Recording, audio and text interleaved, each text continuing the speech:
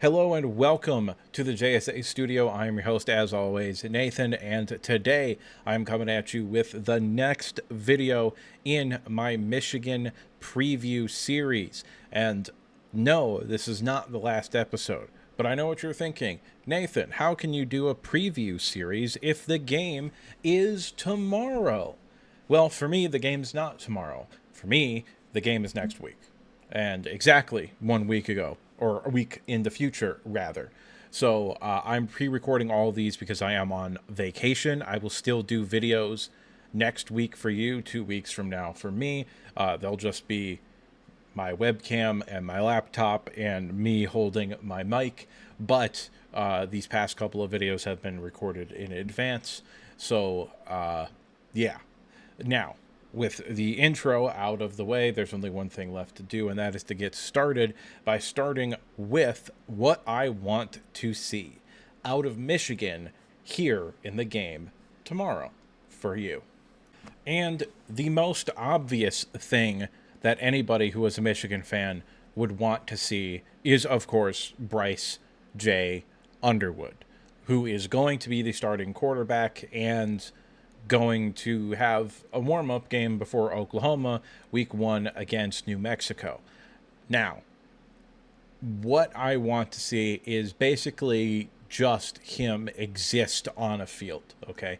I have been tempering expectations for Bryce Underwood for a long time here, okay? I don't know if you watched my spring game video on Bryce Underwood, but there wasn't a lot there, and I wasn't expecting to see a whole lot because he was 17 and fresh out of high school. The physical talent is there, the mental side of the game is not.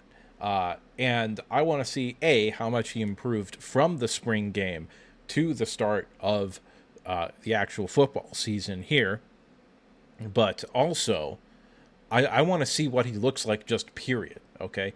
Because then we can start actually having expectations. How does he look against a cupcake? How does he perform against inferior talent when his team is going to be able to lift him to a victory regardless of how he plays, all right? Then we go into week 2 against Oklahoma and we see what happens, all right? But this is going to be maybe in important milestone in his career. If he comes out and he throws for 350 and 4 touchdowns and sits the fourth quarter, people are going to lose their goddamn minds. All right? I don't know if he'll do that or not. I don't know. I do think Michigan is going to throw the ball more than they have in years past. But I don't know if he's going to be the type of quarterback that's going to throw for 300 yards relatively consistently. I have no idea. So I just want to see anything out of Bryce Underwood because we have nothing to go off of, all right? He doesn't even have, like, garbage time snaps from last year like Adrian Childs for Michigan State did. He had some garbage time snaps at Oregon State, all right? We have nothing to go off of with Bryce Underwood as what he can be at this level. So he is the number one thing that I want to see from this week 1 game for Michigan. I want to see what he looks like. I want to see if he's reading the field. I want to see, the athleticism, the arm. I want to see the wide receivers and how his chemistry with them works. I can go on and on and on, but I'm going to cut it off there and we're going to move on to the next thing that I want to see. And that is, of course, the offensive line. I am interested still slightly in who starts and who comes in off the bench. However, with the injury of Andrew Babola, this is not as interesting as it used to be. It's just not. I made this graphic before he got hurt, and I don't have time to change it because I have to be in bed in less than 2 hours so that I can wake up in time to start the drive to Virginia. So I'm still interested in seeing the offensive line. I am very interested in seeing how they perform. I want to see them dominate, like the 2021 offensive line, like the 2022 offensive line, and to an extent the 2023 offensive line, although it was a downgrade from the previous 2 years.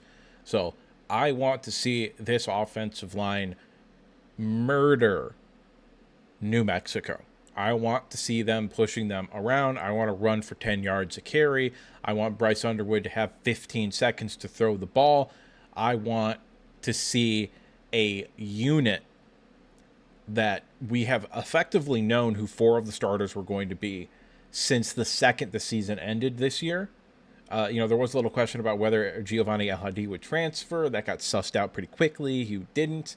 And then the only position battle was at right guard, but also it's been pretty clear for about a month now that Nathan Afobe is going to end up being that starting right guard most likely.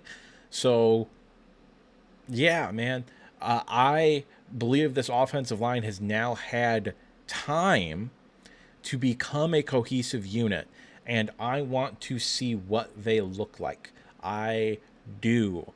I think it is probably the most important position for Michigan this year.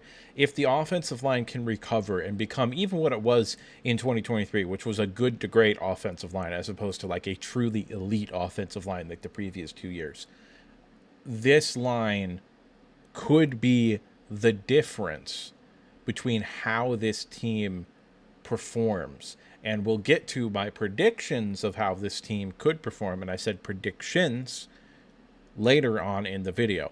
But all things considered, the offensive line is one of the more interesting pieces here to look at and speculate what they're going to look like. Probably not going to know a whole lot until Oklahoma, which is the case for every single position group because New Mexico cannot do anything to beat Michigan. This is not going to happen. So, yeah, I want to see the offensive line, though. I do think it's going to be very interesting to see how that unit looks. Next, of course, is the running back position, but specifically, I want to see what the rotation looks like. I want to see, well, who's going to start to an extent. It's either going to be Jordan Marshall or Justice Hayes.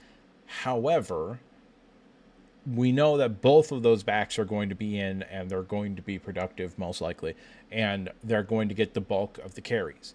I want to see what the rotation and the carry split looks like. Is it Justice Hayes getting 20-25 touches and Jordan Marshall coming in and maybe only getting 10 rushes but catching 2 or 3 passes as well? Or is it, the other way around? Is Jordan Marshall the bell cow back and they're using Justice Hayes as more of a third down sort of scat back kind of guy? I don't know. Does Micah Capuana end up getting into the game? Does anybody else end up getting into the game during the actual, first half, as opposed to if they're up 45-0? So I am interested in seeing specifically what the rotation at the running back position ends up looking like for this football team. I think that is one of the more interesting questions that not a lot of people have talked about this offseason, myself included. I didn't particularly talk about it either. But I am of the belief that as the season goes on, it's going to become more and more obvious that Jordan Marshall is really the guy in the backfield. So I'm very excited to see him get some consistent carries as well. He looked really good against Alabama, especially as the game went on, and he got more and more touches. Justice Hayes, I think, is also going to be very, very, very good. And beyond that, we don't really know. I talked about that in the running back video, but I don't know if the depth really matters all that much if the top 2 guys stay healthy. Michigan are very rarely, even though they say that they're like, oh, we like having 3 backs. No, they don't. They only use 2 backs. That's been the MO for the entire second half of the Jim Harbaugh era. That's been the MO in 1 year for Sharon Moore. It's probably going to be the MO this year and going forward for the significant future, for the foreseeable future. So, yeah, but I am interested still to see what that rotation looks like, what situations they're used in, and the overall effectiveness of the running backs as a whole. And of course, the next thing I want to see are the edge rushers, all right? And the main question is, are they as good as Nathan, from the JSA studio, thinks they are as good as they are? All right. Are they as good as I think they are? Now, I might be biased, but I think they are as good as I think they are. And I think they're going to show it. I think Derek Moore is an absolute stud. Again, I think he's going to end up in the first round conversation. I think he's got all of the traits. I think he's got the bend. I think he's dominant against the run and was an excellent pass rusher last year. So even if he doesn't improve there, I think he's going to get home more because he doesn't have Josiah Stewart winning in less than 2 seconds and getting to the quarterback in less than 2.5 seconds to rob him of all of his goddamn sacks. So I really think this defensive line group, and I really think specifically the edge rushers, are going to be excellent this year. I am a firm believer that that is going to be the case. So what about the depth? You might say, well, I think Camden Brandt and Dom Nichols, who is on the screen, two of them here together are on the screen. I think they're both going to be very, very good as well. Again, I've talked about Derek Moore for years now on this channel about how much I loved him. I get the same feeling from Dom Nichols. I think Dom Nichols is going to end up being that same caliber, if not outright better player than Derek Moore. And I think Derek Moore right now is a borderline first round pick. So that's how good I think Dom Nichols is. And there are obviously other pieces there along the defensive line and the edge group. You can watch my defensive line video if you want more of my thoughts on that. But I am excited to see and to watch the film of the edge rush group. The semi-final thing here that I would like to talk about in terms of what I want to see is Jair Hill. And I am really going to be interested in seeing him and watching the film for him and trying to figure out if he actually took that leap into being the first round corner that so many people have said is inside him, if he can live up to that hype. Because again, last year he was very, very inconsistent, got beat out by somebody, for snaps, by somebody that didn't even begin the year playing corner in Zeke Berry. So yeah, I think there have been a little bit of an overhyping of Jair Hill this year, but he can come out and shut me up and shut everybody else who's been critical of him up and show that he is that dominant Will Johnson heir apparent corner. I am very excited to see him and to see how much he improves and to see what he looks like headed into this season. Obviously, he'll get more of a test against Oklahoma than goddamn New Mexico, but I think there are certain things that you will be able to take away from this game, and I am excited to see those certain things from Jair Hill. The actual final thing I want to see is Rod Moore, of course, if he ends up playing, that is. I don't know if he's going to end up playing. If he does end up playing, it's just going to be like a cool moment. Give him standing ovation at the big house. It'll be awesome to see him if he ends up playing. I don't know if he's going to end up playing. They've been kind of hush-hush about his injury status and whether or not he'll be available to begin the season. So if he plays, I would like to see him, to a lesser extent, just to play, or rather, to a lesser extent, to see how he plays, but really just to see him play, I think, is the goal here. So, yeah, Rod Moore, I hope he comes back. I hope he's healthy. So, the next thing that we're going to do here is I'm going to talk about a couple different scenarios for this season. We're going to start with the most unlikely scenario, which is the worst case scenario, okay? This scenario likely involves a lot of injuries and subpar play from players that we are not expecting to play at a subpar level, all right? So, I believe that this is an extraordinarily unlikely outcome. I still see a relatively decent amount of wins in this schedule here. All right. So week one, obviously, New Mexico tomorrow for you should win that game. In a worst case scenario, they're losing to Oklahoma, still beating Central Michigan, losing to Nebraska, still beating Wisconsin, losing to USC. Two 50-50 toss-up games between Washington and Michigan State, although Michigan State may be more lean W and Washington may be more lean in L. Purdue should be a W. I do not believe that Purdue is going to be a good team at all this year. Bye week, still should beat Northwestern, still should beat Maryland, and a loss to Ohio State in a worst case scenario. All right. So even in a worst case scenario, I see 6 solid wins and only 4 solid losses. So hypothetically, in a worst case scenario, maybe with a little luck or a little, surprise play from somebody here or there, you could still end up 8-4 in a worst case scenario. And that's a 1-game improvement on the regular season of last year. So I think this is a better team, even in a worst case scenario, than last year, which was a worst case scenario for the football team. So, yeah, I think this is. I think this is the worst case scenario, and even then, I don't think it's that bad. So let's go ahead and move on to the next scenario here. So moving on to what I would define as a hitting for average sort of situation, of course, would be like okay, this was okay. This wasn't like, oh, we're not like getting back to the playoffs. We're not like setting the world on fire with Bryce Underwood. He looks like a freshman quarterback. He has his ups and downs. He flashes, etc., etc. That's kind of what this scenario is. And in that scenario, I see, of course, solid wins against New Mexico, Central Michigan, Wisconsin, Michigan State, Purdue, Northwestern, and Maryland, as well as solid losses to Oklahoma, USC, and Ohio State.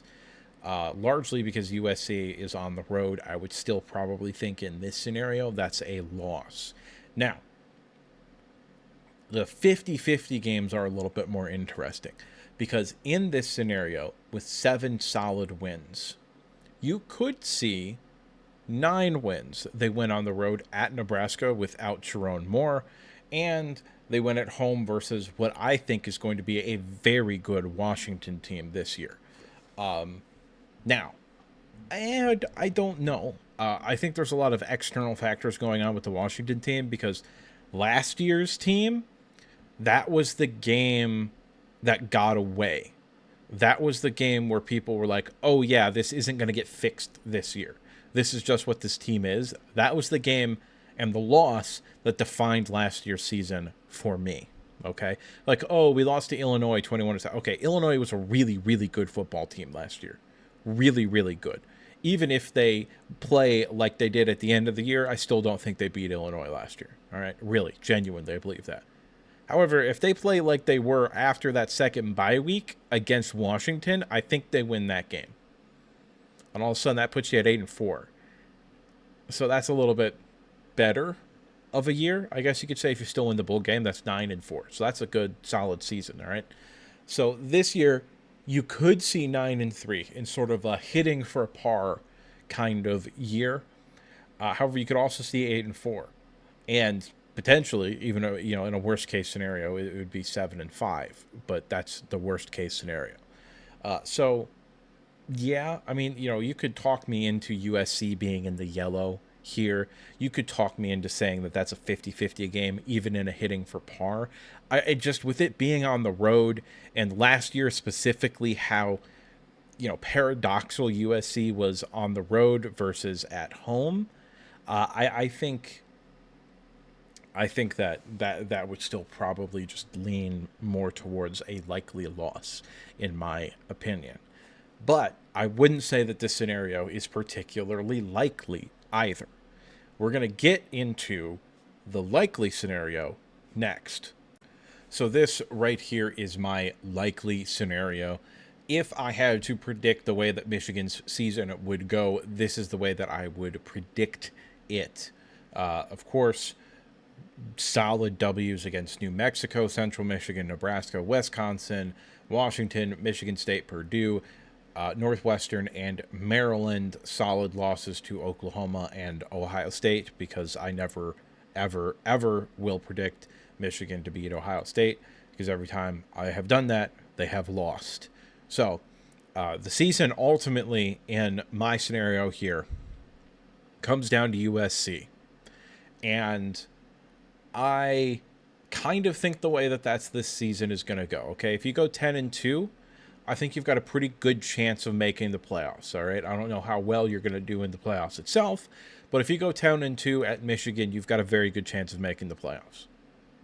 And with potentially only one loss in conference, you've also got a decent chance at, making the Big Ten championship game, depending upon how other teams do.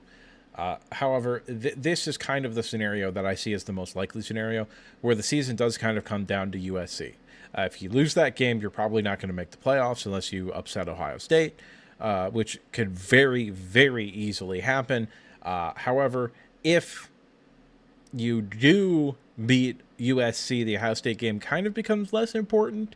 I think if you're 10-1 entering that last week of the season, I think you're pretty likely to just end up in the playoffs either way, unless you get absolutely embarrassed by Ohio State, and there are a bunch of other 10-2 teams, which I don't necessarily think is the most realistic thing.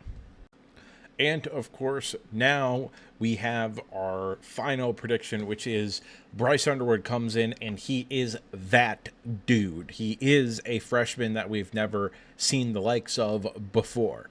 Now, even in that scenario, I still would quantify Oklahoma as a 50-50 game. I think Oklahoma might damn well be a top 5 team in the country this year. I think Brett Venables is going to have that defense playing at an elite, potentially all-time great level. And I think Mateer at the quarterback position is plenty good enough to have them as contenders, not only in the SEC, which I think is supremely overrated this year, but also in the national championship conversation as well. I'm a big believer in Oklahoma this year. It's kind of partially because I don't believe in a whole lot of the other SEC teams, but, that's just me. And what do I know? I'm just some asshole on the internet giving you his opinion. However, again, obviously, I would still be predicting 10-2/11-1 in this scenario, because I will never predict Michigan to beat Ohio State. And you know why if you've been around the channel for a while. Now, all that being said, I think probably after Oklahoma, we're going to know what this team is going to be like, which one of these scenarios of the 4 that I've presented to you is going to be closest to the truth. I think Oklahoma is going to be the game where we're going to figure out a lot of shit about this team, and I'm very excited for it. And that is all that I have for you today. So at this point, I would like to remind you to like the video if you liked it, subscribe if you want to see more content like this, and if you disagree with me at any point, or you just have something to say, go ahead and drop a comment down in the comment section below. And now with the outro done and out of the way, there's only one thing left to say, and that's that I'll see you next time.